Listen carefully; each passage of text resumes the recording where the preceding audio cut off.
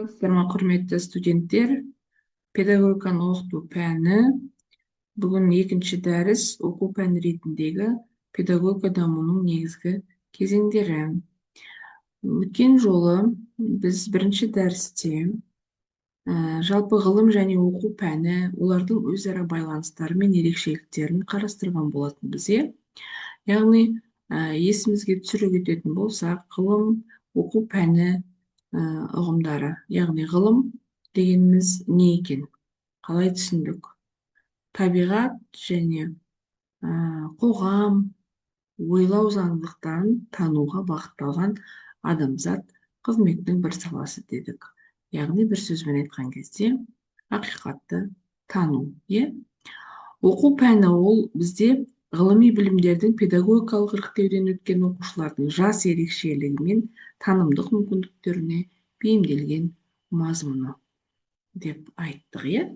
Оқу пәні ол бізде ғылымға негізделген, ғылым зерттеушіге, оқу пәні білім алуға арналған деп атап өткен болатынбыз.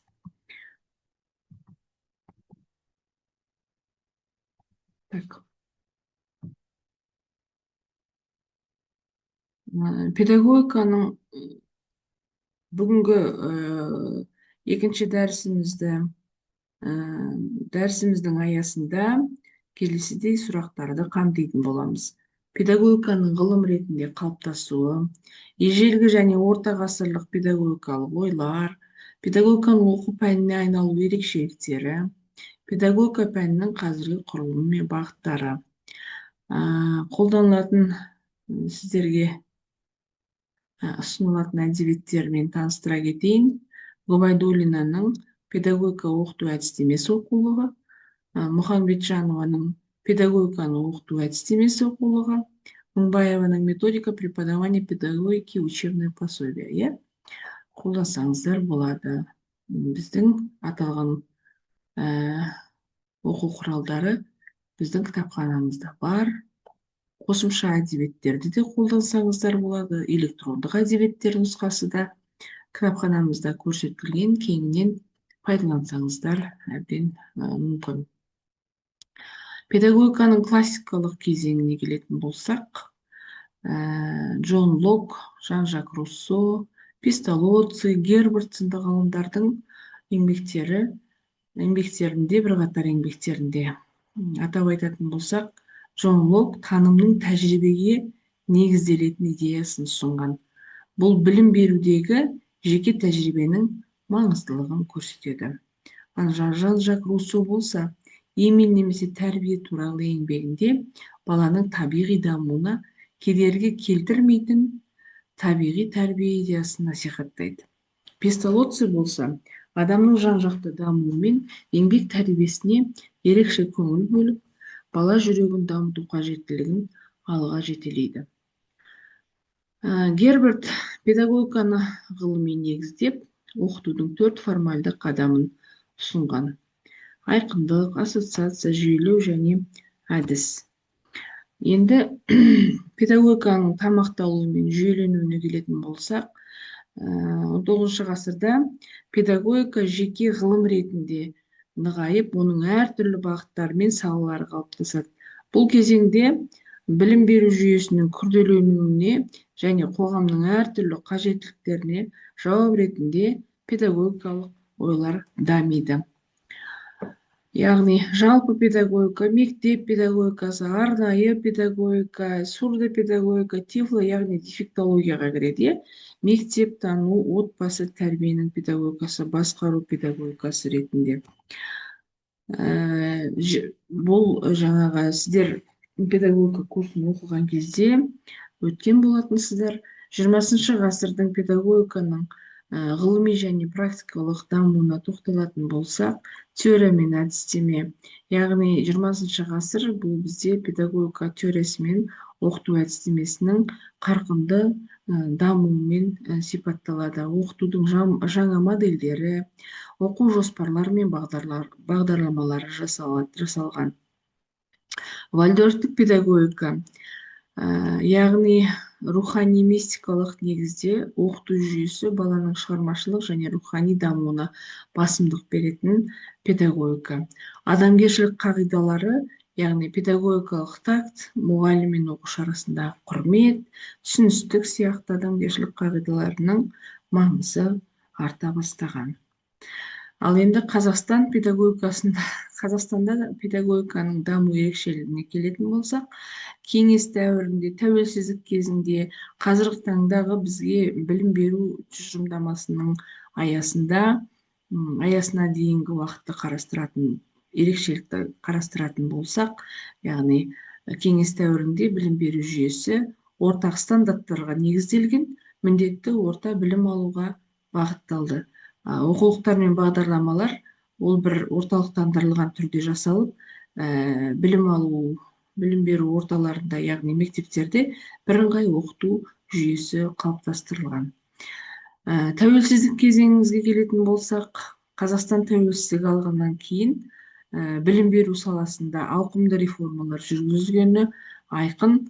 Ұлттық білім беру стандарттары енгізіліп, білімнің мазмұны жаңартылған білім беру мазмұны дейміз, үштілділік саясаты, қоғамда Назарбаев зияткерлік мектептерінің құрылуы сияқты жаңа бастамалар жүзеге асырылды. Ал енді 23-29 жылдарға арналған білім беру тұжырымдамасына келетін болсақ, қазіргі кезеңде бізде білім берудегі жалпы сапа мен қолжетімділікке басымдылық беріп, бүгінгі таңда цифрланған қоғамда өмір сүру аясындамыз. Цифрландыру, инклюзивті білім беру және педагогтардың кәсіби құзыреттілігін арттыруға ерекше назар аударылуда.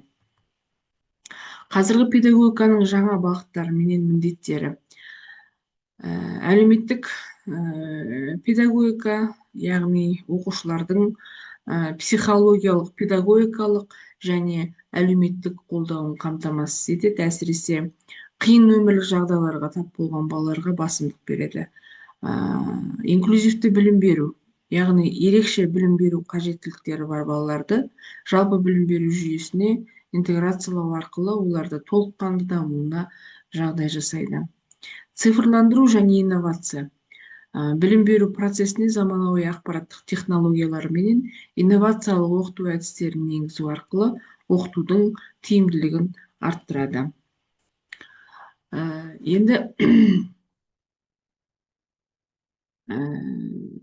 кеңестік кездегі педагогика, бұл кезеңде педагогиканың ғылым ретінде жүйелі түрде қалыптаса бастады, дами бастады деп жатырмыз. Яғни бұл уақытта педагогикалық жоғарғы оқу орындары ашылып, қазақ тілінде оқулықтар, әдістемелер бізде дайындала бастады. Мысалы айтатын болсақ, Мағжан Жұмабаевтың педагогика атты еңбегінде ұлттық тәрбие мен психологияны үйлестіре қарастырған. Педагогикада баланы жан-жақты дамыту, ұжымда тәрбиелеу, еңбекке баулу сияқты ұстанымдар күшейтіліп, баса назар аударылған. Ал енді тәуелсіздік кезеңіне келетін болсақ, әр кезеңнің өзіндік ерекшеліктері бар. Қазақстандық педагогикада бізде ұлттық негізге негізделсе, заманауи әдістерге, пәнаралық байланысқа, инновациялық технологияға сүйене отырып дамуда. Мәңгілік ел дейміз, рухани жаңғыру, жаңа гуманистикалық білім сынды бағдарламалардың аясында білім беру мазмұндарына әсер етті. Инклюзивті білім беру, сандық педагогика, құндылыққа негізделген білім өзекті бағыттарға айналды. Ал енді қазіргі педагогика ол көп қырлы. Пәнаралық байланыс дейміз, интеграцияға негізделген. Университеттік жүйеде бізде педагогика пәні ретінде ресми түрде енгізіліп, яғни қазіргі таңда педагогика барлық педагогикалық мамандықтар үшін негізгі оқу пәні ретінде қарастырылған. Барлық педагогикалық бағыттарға. Яғни қазіргі педагогиканың бағыттарына жаңа тоқталып өттік. Жалпы педагогика, жас ерекшеліктер педагогикасы, әлеуметтік педагогика, арнайы педагогика, инклюзивті педагогика және тағысын тағы. Енді осы педагогиканың бізде адамзаттың дамуы мен тәрбиенің негізіндегі алатын орны. Бұл тек қана бізде педагогика ғылым емес, ол сонымен қатар өнер. Педагогиканы жаңа сіздер міндетті пән ретінде өткен кезде сіздерге пайдас бала, логос, ілім деп баланы жетектеуші деп оқытқан болатын. Иә, естеріңізде болса.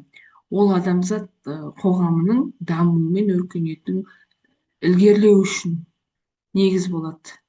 Бұл педагогика тек қана баланы тәрбиелеп қоймайды, оқыту, білім беру мен тәрбиемен қосындысы ретінде жүреді.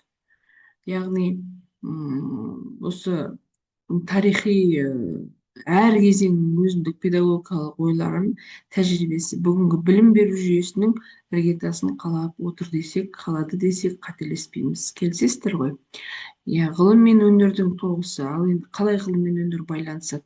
Педагогика білім берудің ғылыми принциптерін, оқыту әдістемелерін және тәрбие берудің шығармашылық тәсілдерін біріктіреді. Ал енді педагогиканы тарихи мұра ретінде қарайтын болсақ, педагогиканың дамуындағы әрбір кезең, ол әрбір тұлғаның үлесі қазіргі заманның білім беру жүйесінің негізінде көрінеді, негізін құрайды.